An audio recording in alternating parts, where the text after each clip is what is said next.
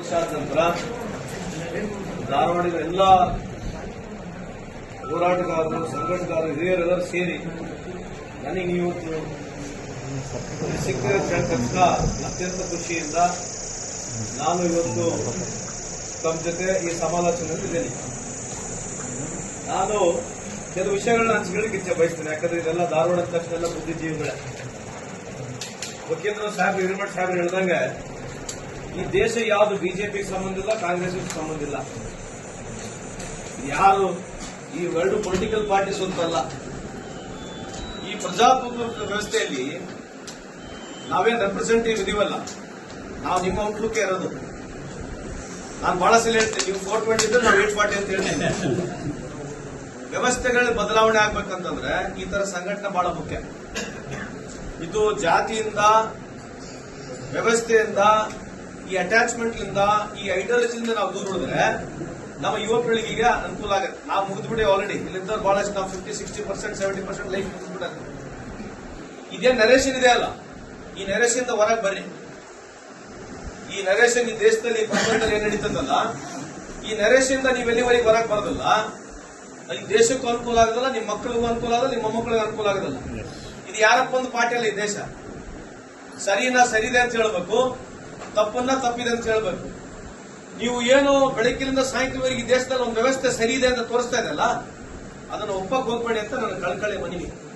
ಅದೇನು ರಾಜಕೀಯ ದೃಷ್ಟಿಯಿಂದ ಹೇಳ್ತಕ್ಕಂಥಲ್ಲ, ಅದು ಈ ದೇಶದ ದೃಷ್ಟಿಯಿಂದ ಹೇಳ್ತಕ್ಕಂಥದ್ದು.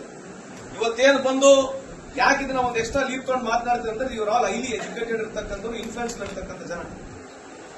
ಇದು ಯಾರು ಒಂದು ಪಕ್ಷ ಬಂದು ಹಂಗ ಬಡತನ ನಿರ್ಮೂಲನೆ ಮಾಡ್ಬಿಡುತ್ತೆ, ಹಂಗ ಎಲ್ಲರ ಮನೆಗೆ ಸಂಘ ಬಂಗಾರ ತಟ್ಟೆಗಳು ಹಂಚಿಬಿಡ್ತಾರೆ. ಏನು ಬಡತನ ನಿರ್ಮೂಲನೆ ಹಂಗ ಮನೆಗಳೆಲ್ಲ ದೊಡ್ಡ ದೊಡ್ಡ ಆಸ್ತಿಗಳು ಮಾಡಿಕೊಡ್ತಾರೆ ಅಂತ ಹೇಳಿರ್ತಕ್ಕಂಥವು ಏನಿದಾವೆ, ಇದನ್ನ ಸ್ವಲ್ಪ ತೆಗೆದುಬಿಟ್ಟು ಸ್ಟ್ಯಾಟಿಸ್ಟಿಕ್ಸ್ ವಿಚಾರಗಳನ್ನ ನೀವು ಜನರ ಮುಂದೆ ಹಂಚಿದ್ರೆ, ನೀವು ವಿಚಾರಗಳನ್ನ ವಿಮರ್ಶೆ ಮಾಡಿದ್ರೆ ನಮಗೆ ಯಾವಾಗಲೂ ಯಾವುದೇ ಸರ್ಕಾರಗಳು ಬಂದ್ರೆ ಅನುಕೂಲ ಆಗುತ್ತೆ. ವಿಚಾರಗಳನ್ನ ಬಿಟ್ಬಿಟ್ಟು ಒಂದೇನೋ ಇಡೀ ಒಂದು ಪರ್ಸೆಪ್ಷನ್ ಡೆವಲಪ್ ಆಗಿರ್ತಕ್ಕಂಥದನ್ನ ತಗೊಂಡು ನಾವು ಹೋದ್ರೆ ಸಮಾಜದಲ್ಲಿ ಯಾರಿಗೂ ಒಳ್ಳೇದಾಗಿರ್ತಕ್ಕಂಥದ್ದು ಒಂದು ವಾದವನ್ನು ಈ ಸಂದರ್ಭದಲ್ಲಿ ಹೇಳಿ, ಇವತ್ತು ಎರಡನೇದು, ನಾನು ಮೊದಲನೇ ಸರಿ ಇವತ್ತಾವೆಲ್ಲ ಬಂದು ಕಂಡ್ರಿ ಮಹಾನಗರ ಪಾಲಿಕೆ ಆಗ್ಬೇಕಂತ ಹೇಳಿ ನಾನು ಇದೇ ಜಾಗಿಂಗ್ ಡ್ರೆಸ್ ಸಿಕ್ಕಿದ್ದೇನೆ. ಅಲ್ಲಿ ಸಿಕ್ಕಿದೆ ಸರ್ ನಿಮಗೆ, ಆಯ್ತಲ್ಲ? ಫಸ್ಟ್ ಅಲ್ಲಿ ಸಿಕ್ಕೇ ನಿಮಗೆ. ಅಲ್ಲಿಂದ ಪ್ರಾರಂಭ ಆಗಿರ್ತಕ್ಕಂಥದ್ದು ಸರ್ಕಾರಕ್ಕೆ ಮನವಿ ಮಾಡಿದ್ವಿ. ಸರ್ಕಾರ ಒತ್ತಡಕ್ಕೆ, ನಮ್ಮ ಒತ್ತಡಕ್ಕೆ ಮನವಿಯನ್ನು ತಗೊಳ್ತು. ಕ್ಯಾಬಿನೆಟ್ ಡಿಸ್ಕಷನ್ ಕೂಡ ಆಯ್ತು, ಅಸೆಂಬ್ಲಿ ಕೂಡ ಬಂತು. ಎರಡು ಸರ್ ಅವಾಗ ಸುಮಾರು 6-7 ಜನ ಬಂದಿದ್ದಾರೆ ಫಸ್ಟ್ ಟೈಮ್. ಅಲ್ಲಿಂದ ಇಲ್ಲಿವರೆಗೆ ಬಂದ್ವಿ. ಈ ಕಾರಣಾಂತರಗಳಿಂದ ಇವತ್ತು ಗವರ್ನರ್ ಸುಮಾರು ಒಂದು ಬಿಲ್ ಅಲ್ಲ, ಇಂಥ ಹಲವಾರು ಬಿಲ್ಗೆ ಟಿಕೆಟ್ ಕುತ್ಕೊಂಡಿದ್ದಾರೆ. ಅದು ರಾಜಕೀಯವಾಗಿ ಮಾತನಾಡೋದು ಬೇಡ. ಅಲ್ಲಿ ಗವರ್ನರ್ ಕೂಡ ಯಾರು ಹೆಸರು ಹೇಳಿದ್ರು ಅವರಲ್ಲಿ ಮಾತನಾಡೋದಕ್ಕೆ ಅರ್ಥ ಇಲ್ಲ. ಈಗ ನಿಮ್ಮ ಈ ಒತ್ತಡ ಏನಿದೆ ನಮಗೂ ಸ್ವಲ್ಪ ಚುರುಕು ಕೊಡಿಸಿದೆ, ಇಲ್ಲ ಅಂತ ಹೇಳಿದ್ರು ಒಪ್ತೀವಿ. ನಾವು ಈ ಒತ್ತಡಕ್ಕೆ ನಾವು ಕೂಡ ಒಪ್ತೀವಿ.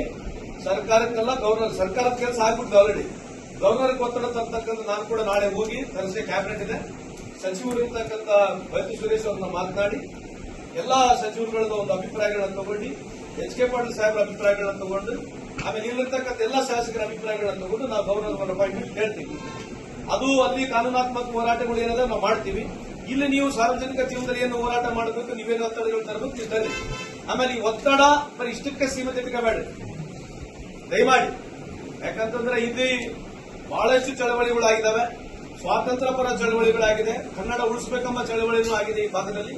ಆಮೇಲೆ ಇಂಥ ಚಳವಳಿಗಳಿಗೆ ಕರ್ನಾಟಕಕ್ಕೆ ಅನುಕೂಲ ಆಗ್ತಕ್ಕಂಥ ಬಹಳಷ್ಟು ಮಾನ್ಯರು ಇದೇ ಭೂಮಿಯಲ್ಲಿ ಹುಟ್ಟಿ ಇದೇ ಭೂಮಿಯಲ್ಲಿ ನಾವು ಕಂಡಿದ್ದೇವೆ.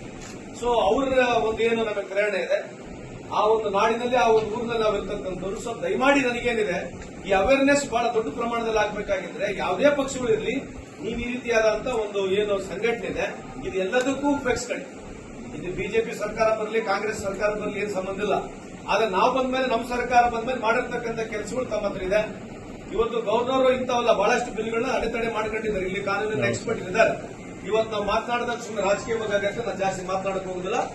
ನೀವು ಕೂಡ ಎಲ್ಲಿ ಒತ್ತಡ ತರಬೇಕು ನೀವು ಅಲ್ಲಿ ತರ್ರಿ, ನಾವು ಕೂಡ ಎಲ್ಲಿ ಒತ್ತಡ ತರಬೇಕಂತ ತರ್ತೀವಿ. ಖಂಡಿತವಾಗ್ಲೂ ಸರ್ಕಾರ ಇದ್ರ ಪರ ಇದೆ. ಕ್ಯಾಬಿನೆಟ್ ಆಲ್ರೆಡಿ ಪಾಸ್ ಆಗಿ ಹೋಗಿದೆ.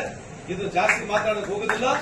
ನಾವು ನಿಮ್ಮ ಕೂಗುಗಳಿಗೆ ಏನ್ ಹೇಳಿದ್ರು, ಇಲ್ಲಿ ಬಹಳ ಚೆನ್ನಾಗಿ ಹೇಳಿದ್ರು. ಸರ್ಕಾರದ ಉದ್ದೇಶ ಏನು?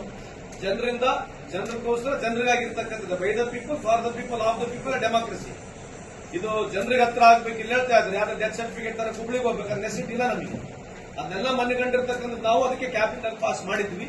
ಅದೇನೋ ಒಂದು ಟೆಕ್ನಿಕಲ್ ಕೋರ್ಸ್ ಅವರು ಗವರ್ನರ್ ಅವರು ಒಂದು 11 ತಿಂಗಳಾಗಿ ಇಟ್ಕೊಂಡಿದ್ದಾರೆ. ಅದಕ್ಕೆ ನಾವು ಒತ್ತಡ ತರೋಣ. ಅಲ್ಲಾಗಿಲ್ಲ ಅಂತಂದ್ರೆ ನಾನೇ ಟೈಮ್ ತಗೊಳ್ತೀನಿ.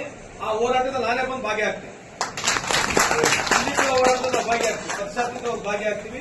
ನಿಮ್ದೆಲ್ಲ ಸಹಕಾರ ಇರಲಿ. ಇವತ್ತೆಲ್ಲರಿಗೂ ಹೆಚ್ಚಾಗಿ ನಮ್ಮ ನಾಯಕರಾಗಿರ್ತಕ್ಕಂಥ ನಮ್ಮ ಮತ್ತಿಕಟ್ಟಿ ಸಾಹೇಬರು ಬಂದಿದ್ದಾರೆ.